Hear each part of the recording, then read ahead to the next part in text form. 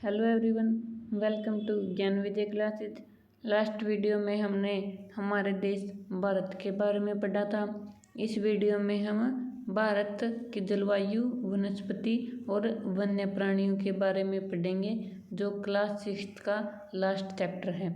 इस क्लास में हम ये चैप्टर कंप्लीट कर लेंगे और आगे हम जो है अभी तक हमने जो पढ़ा है, जितने भी चैप्टर पढ़े हैं उनसे रिलेटेड मल्टीपल चॉइस क्वेश्चन करेंगे। देखिए, शुरू करते हैं। मौसम वायुमंडल में दिन प्रतिदिन होने वाला परिवर्तन है। यानी कि मौसम क्या है, हमेशा एक समान नहीं रहता। मौसम जो है बदलता रहता है। कभी गर्मी होती है, कभी सर्दी होती है, तो कभी बारिश का मौसम होता है। जब गर्मी होती है तो हमें ठंडी चीज़ें खाना अच्छा लगता है, और जब सर्दी होती है तो हम गर्म चीज़ें खाते हैं और ऊनी वस्त्र पहनते हैं। इस प्रकार से मौसम जो है एक समान नहीं रहता, मौसम बदलता रहता है। सामान्यतः भारत में प्रमुख मौसम होते हैं। दिसंबर से फरवरी तक ठंडा मौसम, इसे हम क्या बोलते हैं, शीत ऋतु। दिसंबर से फरवरी तक जो मौसम होता है उसे हम शीत ऋतु बोलते हैं। इस समय जो है सर्दी पड़ती है, क्योंकि सूर्य की किरणें जो हैं वो सीधी नहीं पड़ती। इस कारण उत्तर भारत का तापमान कम हो जाता है और वहाँ पर सर्दी होती है। फिर आता है मार्च से मई तक गर्म मौसम, यानी कि ग्रीष्म ऋतु। मार्च से मई तक जो ग्रीष्म ऋतु होती है, इस समय गर्मी पड़ती है, क्योंकि सूर्य की किरणें जो हैं पृथ्वी पर सीधी पड़ती हैं और तापमान जो है बहुत अधिक हो जाता है। दिन के समय जो गर्म हवाएं और शुष्क पवन बहती हैं उन्हें हम लू के नाम से जानते हैं। किस नाम से जानते हैं? लू के नाम से जानते हैं। आगे है जून से सितंबर तक दक्षिण पश्चिम मानसून का मौसम, यानी कि इस समय जो है वर्षा होती है। ये मानसून के आने का और मानसून के आगे बढ़ने का मौसम होता है। इस समय पवन जो है बंगाल की खाड़ी तथा अरब सागर, देखिए ये बंगाल की खाड़ी इस साइड से पवनें आती हैं और अरब सागर की तरफ से आती हैं, और जब ये पहाड़ों से टकराती हैं तो वर्षा करती हैं। तो ये था जून से सितंबर तक का दक्षिण पश्चिम मानसून का मौसम। जो वर्षा क्यों होती है इस समय में, क्योंकि पवनें जो हैं अरब सागर और बंगाल की खाड़ी से आते हैं। ये अपने साथ नमी लाती हैं। नमी क्यों लाती हैं? क्योंकि ये पानी वाले भाग से आती हैं, और जब ये पहाड़ों से टकराती हैं तो वर्षा होती है। आगे है अक्टूबर और नवंबर में मानसून के लौटने का मौसम। अक्टूबर और नवंबर में जो मानसून है स्थल भाग से वापस बंगाल की खाड़ी की ओर लौटती हैं। इसे हम क्या कहते हैं? मानसून के लौटने का मौसम। ये जो मानसून के लौटने का मौसम है, ये भारत के दक्षिण भागों तमिलनाडु और आंध्र प्रदेश में वर्षा करता है। तो भारत में सामान्यतः कितने प्रकार के मौसम होते हैं? 4 प्रकार के मौसम: सर्दी, गर्मी, वर्षा और शरद ऋतु। आगे देखिए, किसी स्थान पर अनेक वर्षों में मापी गई मौसम की औसत दशा को जलवायु कहते हैं। जलवायु किसे कहते हैं? जो किसी स्थान पर हम बहुत सारे वर्षों में जो मौसम की औसत मात्रा होती है उसे जलवायु कहते हैं। भारत की जलवायु को मोटे तौर पर मानसूनी जलवायु कहा जाता है। भारत की जलवायु कैसी है? मानसूनी जलवायु। मानसून शब्द अरबी भाषा के मौसम से लिया गया है, जिसका अर्थ होता है मौसम। तो मानसूनी शब्द किससे लिया गया है? अरबी भाषा के मौसम से, जिसका अर्थ मौसम होता है, उसी से मिलकर मानसूनी शब्द बना है। भारत की स्थिति उष्णकटिबंध में होने के कारण अधिकतर वर्षा मानसूनी पवन से होती है। भारत में कृषि वर्षा पर निर्भर है। अच्छे मानसून का मतलब है पर्याप्त वर्षा तथा प्रचुर मात्रा में फसलों का उत्पादन। तो जो भारत की कृषि है वो वर्षा पर निर्भर करती है। अच्छे मानसून यानी कि अच्छी वर्षा होगी तो कृषि को जो है पानी मिलेगा और उससे फसलों का उत्पादन जो है ज़्यादा मात्रा में होगा। आगे देखिए, किसी स्थान की जलवायु उसकी स्थिति, ऊंचाई, समुद्र से दूरी तथा उच्चावास पर निर्भर करती है।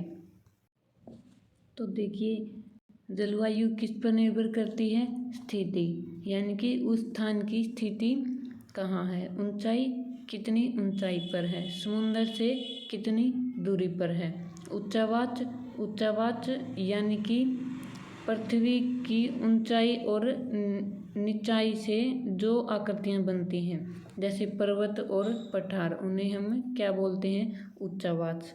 इसलिए हमें भारत की जलवायु में अक्षेत्रीय विभिन्नता का अनुभव होता है, क्योंकि भारत के सभी स्थान जो हैं एक समान नहीं हैं, उनकी स्थिति, ऊंचाई और समुद्र से दूरी सभी की जो है अलग अलग है। इसीलिए भारत की जलवायु में भी विभिन्नता पाई जाती है। राजस्थान के मेरुस्थल में स्थित जैसलमेर तथा बीकानेर बहुत गर्म स्थान है, जबकि जम्मू तथा कश्मीर के द्रास एवं कारगिल में बर्फीली ठंड पड़ती है। तटीय क्षेत्र जैसे मुंबई तथा कोलकाता की जलवायु मध्यम है, क्योंकि मुंबई और कोलकाता जो है समुद्र के लगभग किनारे पर स्थित हैं। वे न ही अधिक गर्म हैं और न ही अधिक ठंडे। समुद्र तट होने के कारण ये स्थान बहुत अधिक आर्द्र हैं, यानी इन स्थानों में नमी पाई जाती है। विश्व में सबसे अधिक वर्षा मेघालय में स्थित मौसिनराम में होती है। तो मौसिनराम कहाँ पर है? मेघालय में स्थित है और यहाँ पर विश्व की सबसे अधिक वर्षा होती है, जबकि किसी न किसी वर्ष राजस्थान के जैसलमेर में वर्षा होती ही नहीं है। तो भारत के अलग अलग भागों में वर्षा की मात्रा भी अलग अलग होती है। जैसे मेघालय में मौसिनराम में सबसे ज़्यादा वर्षा होती है, लेकिन राजस्थान में वर्षा बहुत कम होती है। ये थी भारत की जलवायु। अब हम पढ़ेंगे प्राकृतिक वनस्पति के बारे में। प्राकृतिक वनस्पति क्या होती है? देखिए, घास, झाड़ियाँ तथा पौधे जो बिना मनुष्य की सहायता के उपजते हैं उन्हें प्राकृतिक वनस्पति कहा जाता है। तो जो पौधे बिना मनुष्य की सहायता के अपने आप पैदा हो जाते हैं उन्हें हम क्या कहते हैं? प्राकृतिक वनस्पति कहते हैं। अलग अलग जलवायु में अलग अलग प्रकार की वनस्पतियाँ पाई जाती हैं। इनमें वर्षा की मात्रा सबसे महत्वपूर्ण होती है, यानी कि भारत के अलग अलग भागों में अलग अलग प्रकार की जलवायु पाई जाती है। तो जलवायु के साथ साथ जो है वनस्पतियाँ भी अलग अलग जलवायु के हिसाब से पाई जाती हैं।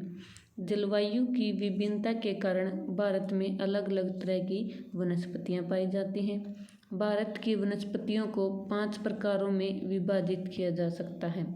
तो हम भारत की वनस्पतियों में कितने भागों में बांटेंगे? 5। कौन कौन से हैं ये? उष्णकटिबंधीय सदाबहार वन, उष्णकटिबंधीय पतझड़ वन, कटीली झाड़ियाँ, पर्वतीय वनस्पति तथा मैंग्रोव वन। इन सब के बारे में हम अलग अलग से पढ़ेंगे। सबसे पहले है उष्णकटिबंधीय सदाबहार वन। उष्णकटिबंधीय वर्षा वन उन क्षेत्रों में पाए जाते हैं जहाँ वर्षा बहुत अधिक होती है। तो ये वन कौन से भागों में पाए जाते हैं? जहाँ पर वर्षा बहुत अधिक मात्रा में होती है। यह इतने घने होते हैं कि सूर्य का प्रकाश जमीन तक नहीं पहुँच पाता। वृक्षों की अनेक प्रजातियाँ इन वनों में पाई जाती हैं। तो इन वनों में जो है अलग अलग प्रकार के वृक्ष पाए जाते हैं। ये वन वर्ष के अलग अलग समय में अपनी पत्तियां गिराते हैं। ये वन हमेशा हरे भरे दिखाई देते हैं और इन्हें सदाबहार वन कहा जाता है। सदाबहार वन क्यों कहा जाता है? क्योंकि ये हमेशा जो है हरे भरे रहते हैं। अंडमान निकोबार द्वीप समूह, उत्तर पूर्वी राज्यों के कुछ भागों तथा पश्चिमी घाट की संकरी पट्टी में पाए जाने वाले प्रमुख वृक्ष महोगनी, एबोनी तथा रोजवुड है। तो ये तीनों जो हैं किसके उदाहरण हैं? उष्णकटिबंधीय सदाबहार वनों के उदाहरण हैं। आगे देखिए, उष्णकटिबंधीय पतझड़ वन। हमारे देश के बहुत बड़े भाग में इस प्रकार के वन पाए जाते हैं। इन वनों को मानसूनी वन भी कहा जाता है। यह कम घने होते हैं और वर्ष के एक निश्चित समय में अपनी पत्तियां गिराते हैं। तो जो उष्णकटिबंधीय सदाबहार वन थे वे वर्ष के अलग अलग समय में अपनी पत्तियां गिराते हैं, लेकिन जो पतझड़ वन है वो एक निश्चित समय में अपनी पत्तियां गिराते हैं। और उष्णकटिबंधीय सदाबहार वन काफ़ी घने होते हैं, जिससे सूर्य का प्रकाश जमीन पर नहीं पहुंच पाता। लेकिन जो पतझड़ वन कम घने होते हैं, क्योंकि पतझड़ का मतलब होता है यानी कि उनकी पत्तियां जड़ जाती हैं और इसी वजह से सूर्य का प्रकाश जो है जमीन पर आने लगता है और ये कम घने होते हैं। इन वनों में पाए जाने वाले महत्वपूर्ण पेड़ साल, सागौन, पीपल, नीम एवं शीशम हैं। तो ये सब जो है किसके उदाहरण हैं? पतझड़ वनों के। यह मध्य प्रदेश, उत्तर प्रदेश, बिहार, झारखंड, छत्तीसगढ़, उड़ीसा तथा महाराष्ट्र के कुछ भागों में पाए जाते हैं। आगे है कटीली झाड़ियाँ। इस प्रकार की वनस्पतियाँ देश के शुष्क भागों में पाई जाती हैं। शुष्क यानी कि सूखे भाग, जिन भागों में वर्षा काफ़ी कम होती है। पानी की आसक्ति को कम करने के लिए इनकी पत्तियों में बड़े बड़े कांटे होते हैं।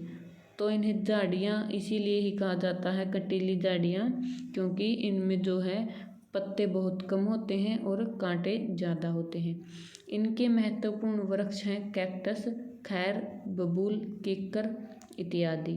तो जो कैक्टस, खैर, बबूल और कीकर ये क्या है? कटीली झाड़ियाँ हैं। ये राजस्थान, पंजाब, हरियाणा, पश्चिमी घाट के पूर्वी ढालों तथा गुजरात में पाई जाती हैं। आगे है पर्वतीय वनस्पति। पर्वतों में ऊंचाई के अनुसार वनस्पतियों के विभिन्न प्रकार पाए जाते हैं, यानी कि पर्वतों की ऊंचाई जो है अलग अलग होती है और उसी प्रकार से वनस्पतियों में भी जो है हमें विभिन्नता देखने को मिलती है। ऊंचाई बढ़ने के साथ तापमान में कमी आती जाती है। समुद्र तल से 1500 मीटर से 2500 मीटर की ऊंचाई के बीच पेड़ का आकार शंक्वाकार होता है। यह पौधे शंकुधारी वृक्ष कहे जाते हैं। देखिए शंक्वाकार ये पेड़ जो पर्वतों पर होते हैं कुछ शंकु के आकार के दिखाई देते हैं, इसी कारण से इन्हें हम शंकुधारी वृक्ष भी कहते हैं। इन वनों के महत्वपूर्ण वृक्ष चीड़, पाइन तथा देवदार हैं। तो पर्वतीय वनस्पति में कौन से? चीड़, पाइन और देवदार, इस प्रकार के वृक्ष पाए जाते हैं। आगे है मैंग्रोव वन। ये वन खारे पानी में भी रह सकते हैं। ये मुख्यतः पश्चिम बंगाल के सुंदरबन तथा अंडमान एवं निकोबार के द्वीप समूह में पाए जाते हैं। मैंग्रोव वन कहाँ पाए जाते हैं भारत में? पश्चिम बंगाल के सुंदरबन में और अंडमान एवं निकोबार के द्वीप समूह में। सुंदरी इस प्रकार के वनों की महत्वपूर्ण प्रजाति है। इसी प्रजाति के नाम पर क्षेत्र का नाम सुंदरबन पड़ा। तो जो ये नाम सुंदरबन है किसके नाम पर पड़ा है? वनों की एक प्रजाति है सुंदरी, उसके नाम पर सुंदरबन का नाम पड़ा है। हमें वनों की आवश्यकता क्यों है? देखिए हमने अलग अलग प्रकार के वनों के बारे में पढ़ा है, हमें इनकी आवश्यकता क्यों है? इनसे हमें जो है अनेक प्रकार के लाभ होते हैं। जैसे कि देखिए वन जो है ऑक्सीजन छोड़ते हैं जिससे हम सांस लेते हैं और कार्बन डाइऑक्साइड जो है उसको अवशोषित कर लेते हैं। इसी प्रकार का सबसे महत्वपूर्ण लाभ यही है कि ये ऑक्सीजन छोड़ते हैं। इसके अलावा वनों से हमें शहद, फल, गोंद, वन्य जीवों का प्राकृतिक निवास, बहुत सारे जो वन्य जीव होते हैं वो कहाँ पर रहते हैं? वनों में रहते हैं। इमारती लकड़ी, रबड़ ये सब जो हैं वनों से बनाए जाते हैं। मिट्टी को बांधना, यानी कि जो ये पौधे की जड़ें होती हैं मिट्टी को बांधे रखती हैं, इससे मिट्टी का जो अपरदन नहीं होता है, मिट्टी का कटाव होकर एक जगह से दूसरी जगह मिट्टी नहीं जाती, इस प्रकार मिट्टी का बचाव करते हैं। वनों से जो है फर्नीचर का जो भी सामान होता है, जैसे कुर्सी, मेज, बेड, अलमारी, ये सब जो है वनों से हमें जो लकड़ी प्राप्त होती है उससे बनाए जाते हैं। खेलने का सामान, ईंधन, चारा, दवाइयाँ, पेड़ों की जो पत्तियाँ होती हैं और इनकी जड़ों से बहुत सारी महत्वपूर्ण दवाइयाँ बनाई जाती हैं और आश्रय। तो इस प्रकार वनों का हमारे जीवन में बहुत अधिक महत्व होता है। आगे देखिए वन्य प्राणी, जलवायु, प्राकृतिक वनस्पति, फिर आता है वन्य प्राणी। वन विभिन्न प्रकार के वन्य जीवों का निवास होता है। वनों में जंतुओं की हजारों प्रजातियां तथा विभिन्न प्रकार के सरीसृपों, उभयचरों, पक्षियों, स्तनधारी यानी कि जो जमीन पर रहते हैं, कीटों तथा कृमियों का निवास होता है। तो वनों में जो है अलग अलग प्रकार के जानवर पाए जाते हैं और उनका निवास जो है वनों में ही होता है, वे वन में ही रहते हैं। बाघ हमारा राष्ट्रीय पशु है। तो हमारा राष्ट्रीय पशु कौन सा है? बाघ। यह देश के विभिन्न भागों में पाया जाता है। गुजरात के गिर वन में एशियाई शेरों का निवास है। तो एशियाई शेर कहाँ पाए जाते हैं? गुजरात के गिर वन में। ये हमें याद रखना है क्योंकि ये क्वेश्चन जो है एग्जाम्स में पूछा जाता है। हाथी तथा एक सींग वाले गैंडे असम के जंगलों में घूमते हैं। हाथी कहाँ पाए जाते हैं? असम के जंगलों में। हाथी केरल एवं कर्नाटक में भी मिलते हैं। ऊंट भारत के रेगिस्तान तथा जंगली गधा कच्छ के रण में पाए जाते हैं। यानी कि ऊंट जो है ज़्यादातर हमें राजस्थान में देखने को मिलेंगे क्योंकि वहाँ का इलाका जो है रेगिस्तानी इलाका है। जंगली बकरी, हिम तेंदुआ, भालू इत्यादि हिमालय के क्षेत्र में पाए जाते हैं। इनके अतिरिक्त बहुत से दूसरे जानवर जैसे बंदर, सियार, भेड़िया, नीलगाय, चीतल इत्यादि भी हमारे देश में पाए जाते हैं। भारत में पक्षियों की भी ऐसी ही प्रचुरता है। मोर हमारा राष्ट्रीय पक्षी है। हमारा राष्ट्रीय पक्षी क्या है? मोर। और राष्ट्रीय पशु क्या था? बाघ। भारत में पक्षी तोता, मैना, कबूतर, बुलबुल तथा बत्तख इत्यादि हैं। इनके अलावा और भी अनेक प्रकार के पक्षी होते हैं। अन्य बहुत सारे राष्ट्रीय पक्षी उद्यान हैं जो पक्षियों को उनका प्राकृतिक निवास प्रदान करते हैं। उद्यान शिकारियों से पक्षियों की रक्षा करते हैं। यानी कि पक्षियों को शिकारियों से बचाने के लिए जो है राष्ट्रीय पक्षी उद्यानों का निर्माण किया गया है जिनमें पक्षियों को रखा जाता है। भारत में सांपों की सैकड़ों प्रजातियां पाई जाती हैं। उनमें कोबरा एवं ये क्या है? करैत प्रमुख हैं। आगे देखिए वनों के कटने तथा जानवरों के शिकार के कारण भारत में पाए जाने वाले वन्य जीवों की प्रजातियां तेजी से घट रही हैं। तो जानवरों के शिकार के कारण जो है भारत में जो पशु पक्षी की प्रजातियां पाई जाती हैं उनमें कमी आ रही है। बहुत सी प्रजातियां तो समाप्त भी हो चुकी हैं। उनको बचाने के लिए बहुत से नेशनल पार्क, पशु विहार तथा जीव मंडल आरक्षित क्षेत्र स्थापित किए गए हैं। सरकार ने हाथियों तथा बाघों को बचाने के लिए बाघ परियोजना एवं हस्ती परियोजना जैसी परियोजनाओं को शुरू किया है। प्रत्येक वर्ष हम लोग अक्टूबर के पहले सप्ताह को वन्य जीव सप्ताह के रूप में मनाते हैं। तो अक्टूबर के पहले सप्ताह को हम किस रूप में मनाते हैं? वन्य जीव सप्ताह के रूप में मनाते हैं ताकि वन्य जीवों के निवास को सुरक्षित रखने के लिए जागरूकता लाई जा सके। तो भारत में शिकार के कारण जो है वन्य जीवों की प्रजातियां काफ़ी नष्ट हो गई हैं। उन्हें बचाने के लिए बहुत सारे पशु विहार, नेशनल पार्क और जीव मंडल बनाए गए हैं और इनको बचाने के लिए कई प्रकार की परियोजनाओं को भी शुरू किया गया है। और अक्टूबर के पहले सप्ताह को हम वन्य जीवों की सुरक्षा के लिए लोगों को जागरूक करने के लिए वन्य जीव सप्ताह के रूप में मनाते हैं। तो ये था हमारा भारत के बारे में वन्य प्राणी, प्राकृतिक वनस्पति और जलवायु। अगली वीडियो में हम अभी तक हमने जितने भी चैप्टर किए हैं उनसे रिलेटेड MCQ करेंगे और जो लास्ट ईयर क्वेश्चन पूछे गए हैं वे सभी क्वेश्चंस करेंगे। अगर आपने अभी तक चैनल को सब्सक्राइब नहीं किया है तो कर लीजिए और बेल आइकन प्रेस कर लीजिए ताकि आने वाले वीडियो के नोटिफिकेशन आपको मिलते रहें।